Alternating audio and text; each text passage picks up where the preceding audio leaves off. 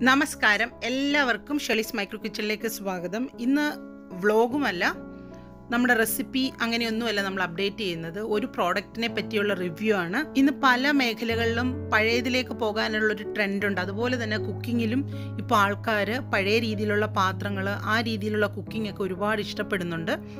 ക്വാളിറ്റിയൊക്കെ കുറഞ്ഞ non stick പാത്രങ്ങൾ, പിന്നീട് എന്താ പറയുക, അലുമിനിയം പാത്രങ്ങളിലൊക്കെയുള്ള കുക്കിംഗ് ഹെൽത്തിന് ഒട്ടും നല്ലതല്ലെന്നാണ് ഇപ്പോൾ എല്ലാവരും പറയുന്നത്. ഒട്ടുമിക്ക ആൾക്കാരും ഹെൽത്തി ഓപ്ഷനായ സ്റ്റീല്, അതുകൂടാതെ കാസ്റ്റ് അയൺ എന്നിവയിലേക്ക് മാറിയിട്ടുണ്ട്. നോൺ സ്റ്റിക്ക് പാത്രങ്ങൾ മെയിൻറ്റെയിൻ ചെയ്യാൻ നമുക്ക് വളരെ എളുപ്പമാണ്. അതുകൊണ്ട് തന്നെ കാസ്റ്റ് അയൺ പാത്രങ്ങളോട് എനിക്ക് ഒട്ടും താല്പര്യമില്ലായിരുന്നു. പക്ഷേ എൻ്റെ ഫ്രണ്ട്സും പിന്നീട് റിവ്യൂ ഒക്കെ വായിച്ചപ്പോൾ എനിക്കും ഇതിലേക്ക് മൂവ് ചെയ്യണമെന്ന് തോന്നി. അങ്ങനെയാണ് ഞാൻ ആദ്യമായിട്ട് ഈ പ്രോഡക്റ്റ് വാങ്ങുന്നത്. ഇത് വാങ്ങി യൂസ് ചെയ്തതിന് ശേഷമാണ് ഇത്രയും കാലം ഈ കാസ്റ്റ് അയൺ പാത്രങ്ങൾ വാങ്ങിയില്ലല്ലോ എന്നുള്ള ഒരു വിഷമം വന്നത്. ദോശ ചുട്ടാണ് ഞാൻ എൻ്റെ കാസ്റ്റ് അയൺ പാത്രങ്ങളുടെ ഉദ്ഘാടനം നടത്തിയത്. ശരിക്കും പറഞ്ഞാൽ ദോശ ചുട്ടെടുക്കുമ്പോൾ തന്നെ അതിൻ്റെ ഭയങ്കരമായിട്ടൊരു ഡിഫറൻസ് നമുക്ക് ഫീൽ ചെയ്യും. പണ്ട് കാലത്തൊക്കെ നമ്മുടെയൊക്കെ വീടുകളിൽ അമ്മച്ചിമാർ, അമ്മാമ്മമാർ, അമ്മൂമ്മമാരൊക്കെ ഇതുപോലുള്ള കാസ്റ്റ് അയൺ പാത്രങ്ങളിലാണ് ദോശ ചുട്ടുകൊണ്ടിരുന്നത്. അതിൻ്റെ ടേസ്റ്റൊക്കെ എല്ലാവർക്കും അറിയാമെന്ന് വിചാരിക്കുന്നു. ഇതിൻ്റെ ഒപ്പം തന്നെ ഞാനൊരു 9 ഇഞ്ചിൻ്റെ കാസ്റ്റ് അയണിൻ്റെ കടായും കൂടി വാങ്ങിച്ചിരുന്നു. നമ്മളിത് യൂസ് ചെയ്യുമ്പം ശ്രദ്ധിക്കേണ്ട കുറച്ച് ടിപ്സ് ഉണ്ട്. അതുപോലെ തന്നെ ആദ്യമായിട്ട് യൂസ് ചെയ്യുന്നതിന് മുമ്പ് ഇത് എങ്ങനെയാണ് ഒന്ന് പ്രീ സീസൺ ചെയ്തെടുക്കേണ്ടത്, ഈ 2 കാര്യങ്ങൾ മാത്രമാണ് നമ്മൾ കാസ്റ്റ് അയൺ പാത്രങ്ങൾ വാങ്ങിക്കഴിയുമ്പം ചെയ്യേണ്ട കാര്യങ്ങൾ. ഈ പാത്രമൊക്കെ മയക്കിയെടുക്കാൻ ഒരുപാട് പാടാണെന്ന് വിചാരിച്ചിട്ടാണ് കുറേ ആൾക്കാർ ഇതിന് പോകാത്തത്. പക്ഷെ അങ്ങനെയൊന്നും അല്ല കാര്യങ്ങൾ. ഈ ഒരു പാത്രം നിങ്ങൾ വാങ്ങിയാൽ ജനറേഷൻസിന് നിങ്ങൾക്ക് കൈമാറാൻ പറ്റും. ഒറ്റ ടൈം ഒരു ഇൻവെസ്റ്റ്മെൻ്റ് ആണ്. സാധാരണ പാത്രങ്ങളെ അപേക്ഷിച്ച് കുറച്ച് പൈസ കൂടുതലാണ് കാസ്റ്റ് അയൺ നമ്മൾ ആദ്യം വാങ്ങുമ്പോൾ. ഒരുപാട് ബ്രാൻഡുകൾ മാർക്കറ്റിൽ അവൈലബിൾ ആണ്. ഞാൻ ഇന്ന് അമേരിക്കയുടെ ബ്രാൻഡായ ലോഡ്ജാണ് വാങ്ങിയത്.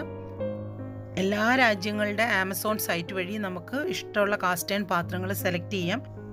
ആമസോൺ പ്രൈം വഴിയാണ് ഞാൻ വാങ്ങിയത്. അതുകൊണ്ട് ഇമ്പോർട്ട് ഡ്യൂട്ടി ഫീസ് വലിയൊരു എമൗണ്ട് തന്നെ എനിക്ക് കുറഞ്ഞു കിട്ടിയായിരുന്നു. അപ്പം നിങ്ങൾ പ്രൈം യൂസ് ചെയ്യുന്ന ആൾക്കാരാണെങ്കിൽ നല്ലൊരു എമൗണ്ട് നിങ്ങൾക്ക് കുറഞ്ഞു കിട്ടും. US-ൽ നിന്നാണ് അവർ ഈ പ്രോഡക്റ്റ് നിങ്ങൾക്ക് എത്തിച്ചു തരുന്നതെങ്കിൽ ചെയ്യാം.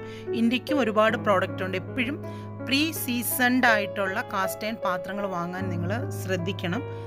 ലോഡ്ജിന് എന്തായാലും നല്ല ഒരു പേരും പ്രശസ്തിയും പിന്നെ അവരുടെ പ്രോഡക്റ്റുകളെല്ലാം നല്ലതായതുകൊണ്ടാണ് ലോഡ്ജ് തന്നെ ഞാൻ തിരഞ്ഞെടുക്കാൻ കാരണം. അപ്പോൾ ഇന്ന് എങ്ങനെയാണ് നമുക്കിതൊന്ന് മയക്കിയെടുക്കുന്നത്, അഥവാ ഇതിനെ ഒന്ന് പ്രീ സീസൺ ചെയ്തെടുക്കുന്നത് എങ്ങനെയാണെന്ന് നോക്കാം. ആദ്യമായിട്ട് വാഷ് ചെയ്യുമ്പോൾ നമ്മൾ ചെറിയ ചൂടുള്ള വെള്ളം എടുക്കുന്നതാണ് നല്ലത്. പലയിടത്തു നിന്നൊക്കെ വരുന്ന പാത്രമാണ്, അപ്പം ചെറിയ ചൂടുവെള്ളമൊക്കെ ഉപയോഗിച്ച് കഴുകുന്നതാണ് ഏറ്റവും നല്ലത്.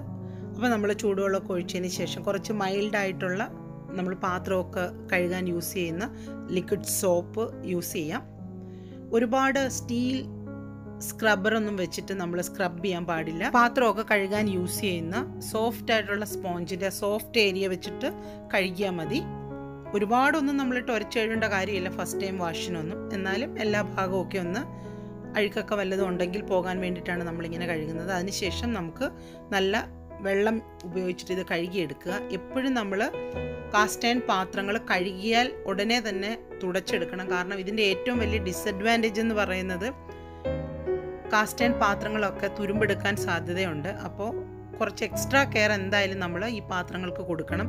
എപ്പോൾ നമ്മളിത് യൂസ് ചെയ്യുന്നു അപ്പോഴൊക്കെ ഇത് കഴുകി വെള്ളം ഒട്ടുമില്ലാതെ നമ്മൾ തുടച്ചെടുക്കണം. ഒന്നുകിൽ നമുക്കൊരു കിച്ചൺ ടവൽ യൂസ് ചെയ്യാം, അല്ലെങ്കിൽ നല്ല വൃത്തിയുള്ള കോട്ടൺ തുണി അതിന് വേണ്ടിയിട്ട് നമുക്ക് വേറെ സെപ്പറേറ്റ് മാറ്റി വെക്കാം. ഇപ്പം നല്ലതുപോലെ ഇത് തുടച്ചെടുത്തിട്ടുണ്ട്. ഇനി നമുക്കിതിലേക്ക് കുറച്ചൊന്ന് എണ്ണ പുരട്ടി കൊടുക്കണം. ഒരുപാട് എണ്ണയൊന്നും ആദ്യത്തെ പ്രാവശ്യം നമ്മൾ ഇതിലേക്ക് ഒഴിക്കരുത്. എല്ലാത്തരം വെജിറ്റബിൾ ഓയിൽസും ഇത് പ്രീ സീസൺ ചെയ്തെടുക്കാൻ നമുക്ക് യൂസ് ചെയ്യാം. കനോല ഓയിലൊക്കെ നല്ലതാണ്. അപ്പോൾ കുറച്ചൊന്ന് നമുക്കിങ്ങനെ സ്പ്രിങ്കിൾ ചെയ്ത് കൊടുത്തതിന് ശേഷം നമ്മുടെ പാത്രത്തിലേക്ക് എല്ലാ ഭാഗത്തേക്കും ഒരു സ്പാച്ചുല അല്ലെങ്കിൽ നമ്മുടെ കയ്യിലുള്ള ടിഷ്യൂ പേപ്പർ ആയാലും മതി, അല്ലെങ്കിൽ വൃത്തിയുള്ള ക്ലോത്തിൽ നമ്മൾ പണ്ടത്തെ കാലത്ത് അമ്മമാരൊക്കെ ചെയ്യുന്നത് പോലെ ഒന്ന് സ്പ്രെഡ് ചെയ്ത് കൊടുക്കുക. ഇതിൻ്റെ ഹാൻഡിലും ഒക്കെ നമ്മൾ സ്പ്രെഡ് ചെയ്ത് കൊടുക്കണം. കാരണം ഹാൻഡിലും കാസ്റ്റ് അയൺ കൊണ്ടാണ് ഉണ്ടാക്കിയിട്ടുള്ളത്. ഞാനിത് വാങ്ങുമ്പോൾ എനിക്ക് ഫ്രീ ആയിട്ടൊരു സിലിക്കോണിൻ്റെ ഹാൻഡിൽ കവർ കിട്ടിയിട്ടുണ്ടായിരുന്നു. ഒട്ടുമിക്ക ബ്രാൻഡുകളും ഹാൻഡിൽ കവർ ഫ്രീ ആയിട്ടാണ് കൊടുക്കുന്നത്. പാത്രത്തിൻ്റെ ബാക്ക് സൈഡിലൂടെ നമുക്ക് കുറച്ച് ബാക്കിയുള്ള ബ്രഷിലുള്ള എണ്ണയും കൂടെ ഞാനൊന്ന് സ്പ്രെഡ് ചെയ്ത് കൊടുക്കുവാണ്. എല്ലാം കഴിഞ്ഞപ്പോൾ എനിക്കൊരു സംശയം, പാത്രത്തിൻ്റെ അകത്തൊരല്പം എണ്ണ കൂടിപ്പോയോ എന്ന്. ഞാൻ വീണ്ടും ഒരു ടിഷ്യൂ പേപ്പർ വെച്ചിട്ട് അതൊന്ന് തുടച്ചെടുത്തിട്ടുണ്ട്. ഇതെൻ്റെ സ്റ്റീൽ പാത്രമാണ്. ഇപ്പോൾ എന്താ പറയുക, സ്റ്റീൽ പാത്രവും അതുപോലെ തന്നെ ട്രെൻഡാണ് കുക്കിങ്ങിന്. സ്റ്റീൽ പാത്രത്തിൻ്റെ റിവ്യൂ ഒക്കെ നമുക്ക് പിന്നീട് പറയാം. ഈ കാസ്റ്റ് അയൺ ഞാനൊന്ന് അടുപ്പിൽ വെച്ചിട്ട് ചൂടാക്കാൻ തുടങ്ങിയിട്ടുണ്ട്. ഫസ്റ്റ് ടൈം നമ്മൾ ചെയ്യുമ്പോൾ നല്ലൊരു മീഡിയം ഹൈ തീയിൽ വെച്ചിട്ട് നല്ലതുപോലെ ഇത് ചൂടാക്കണം. അതായത് നമ്മുടെ ഈ പാത്രത്തിൽ നിന്ന് കുറച്ച് നല്ലതുപോലെ ഇങ്ങനെ പുക വരുന്നിടം വരെ നല്ല ചൂടാക്കണം. അതിനുശേഷം നമ്മൾ ഇതങ്ങ് ഓഫ് ചെയ്ത് വെക്കണം. പെട്ടെന്നൊന്നും നിങ്ങൾക്കിത് കുക്ക് ചെയ്യാൻ താല്പര്യമില്ലെങ്കിൽ ഒരു ദിവസം എന്ന രീതിയിൽ ഒരു 10 ദിവസം നമ്മളിതിങ്ങനെ ചെയ്താൽ മതി.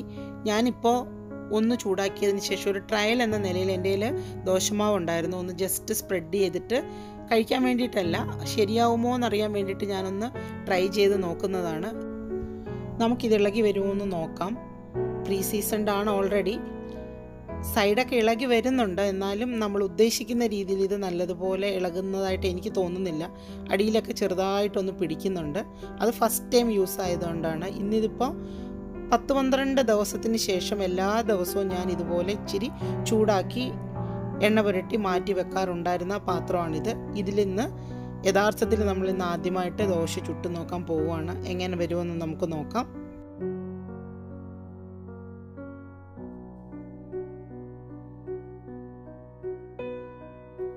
ഒരു വശത്ത് ദോശ റെഡി ആയിട്ടുണ്ട്. നമുക്കിതൊന്ന് ഇളക്കി നോക്കാം. വളരെ ഈസി ആയിട്ട് ഇത് ഇളകി വരുന്നുണ്ട്. ആദ്യം നമ്മൾ ദോശ ചുട്ടപ്പോൾ ഇങ്ങനെ ആയിരുന്നില്ല സ്ഥിതി അല്ലേ. ഇപ്പോൾ വളരെ ഈസി ആയിട്ട് ഇത് ഇളകി വരുന്നുണ്ട്. ഒരല്പം ഒന്ന് ചൂട് കൂടിപ്പോയി കല്ലിന്. കാരണം ഈ ക്യാമറയുടെ സൈഡിലേക്കാണ് ഞാൻ കല്ലൊന്ന് പിടിച്ചു വെച്ചത്. അതുകൊണ്ടാണ് ഒരു സൈഡ് ഒന്ന് മുരിഞ്ഞ പോലെ തോന്നുന്നത്. അപ്പോൾ നമ്മുടെ ദോശക്കല്ല് നല്ലതുപോലെ കുക്ക് ചെയ്യാൻ പാകത്തിന് നമ്മൾ മയപ്പെടുത്തി എടുത്തിട്ടുണ്ട്. ദോശ ചുട്ട് കഴിഞ്ഞാൽ ഉടനെ നമ്മുടെ ഈ പാത്രം കൊണ്ടുപോയി അടുപ്പിൻ്റെ വെള്ളത്തിൻ്റെ താഴേക്ക് നമ്മൾ വെക്കരുത്. ഈ കല്ല് സ്വാഭാവികമായി തന്നെ തണുത്തതിന് ശേഷം മാത്രമേ നമ്മളിത് കഴുകി തുടച്ച് മാറ്റി വെക്കാവുള്ളൂ. ഇത് 9 ഇഞ്ചിൻ്റെ എൻ്റെ കുഴിയുള്ള ലോഡ്ജിൻ്റെ പാത്രമാണ്. ഇപ്പോൾ എനിക്ക് ഏറ്റവും ഇഷ്ടമുള്ളൊരു പാത്രങ്ങളിൽ ഒന്നായിട്ടിത് മാറിയിട്ടുണ്ട്. നമ്മൾക്ക് ഈ പാത്രത്തിൽ എന്ത് വേണമെങ്കിലും പ്രിപ്പയർ ചെയ്യാം. നമുക്ക് ചെറിയ ചെറിയ 4 മണി പലഹാരങ്ങൾ വറുത്തെടുക്കാം. രാവിലത്തേക്കുള്ള ചമ്മന്തി ഉണ്ടാക്കിയെടുക്കാം. കുറച്ച് തോരൻ നമുക്കിതിൽ പ്രിപ്പയർ ചെയ്തെടുക്കാം. പിന്നീട് ചെറിയ ചെറിയ കൊഞ്ച് റോസ്റ്റ്, അങ്ങനെ മുട്ട റോസ്റ്റ്, അങ്ങനെ എന്ത് വേണമെങ്കിലും നമുക്കിതിൽ പ്രിപ്പയർ ചെയ്യാം. ദോശയുടെ പാൻ മയക്കി എടുത്തതുപോലെ 10 ദിവസമോ 12 ദിവസമോ ഒന്നും ഞാനിത് ചെയ്തില്ല. 3 ദിവസം കഴിഞ്ഞപ്പോൾ തന്നെ ഞാനിത് യൂസ് ചെയ്യാൻ തുടങ്ങി. ഇതിൽ നിന്ന് അങ്ങനെ ഇളകി വരാതൊന്നും ഇരുന്നില്ല. പെട്ടെന്ന് തന്നെ എല്ലാ കാര്യങ്ങളും ചെയ്യാൻ പറ്റി. ഫസ്റ്റ് ടൈം ഞാനിപ്പോൾ ഒരു ഉള്ളിവടയാണ് പ്രിപ്പയർ ചെയ്യുന്നത്. വളരെ ഈസി ആയിട്ട് തന്നെ ഉള്ളിവടയൊക്കെ പ്രിപ്പയർ ചെയ്തെടുക്കാൻ പറ്റി. ഇത് കാണുന്ന പലർക്കും ഇതിൽ കൂടുതൽ ടിപ്സൊക്കെ അറിയാമായിരിക്കും. അവരതൊക്കെ ഒന്ന് ഷെയർ ചെയ്ത് തന്നാൽ വളരെ സന്തോഷമാണ്. മറ്റുള്ള പാത്രങ്ങളിലൊക്കെ നമ്മൾ കുക്ക് ചെയ്യുവാണെങ്കിൽ കറി തീരുന്നിടം വരെയൊക്കെ നമ്മൾ ആ പാത്രത്തിൽ നമ്മളത് കീപ്പ് ചെയ്യും. പക്ഷേ കാസ്റ്റ് അയൺ പാത്രങ്ങളിൽ നമ്മൾ കുക്ക് ചെയ്യുമ്പോൾ അത് പെട്ടെന്ന് തന്നെ വെള്ളമയം ചേർന്നതാണെങ്കിൽ പെട്ടെന്ന് തന്നെ വേറൊരു പാത്രത്തിലേക്ക് മാറ്റാൻ നമ്മൾ ശ്രദ്ധിക്കണം.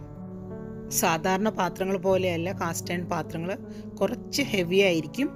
എൻ്റെ ദോശപ്പാൻ തന്നെ ഏകദേശം ഒരു 1.5-2 കിലോയോളം വരും. നമ്മളിപ്പോൾ വലിയ വലിയ പാത്രങ്ങൾ വാങ്ങുമ്പോൾ അതനുസരിച്ചിട്ടുള്ള വെയിറ്റ് അതിന് ഉണ്ടാവും.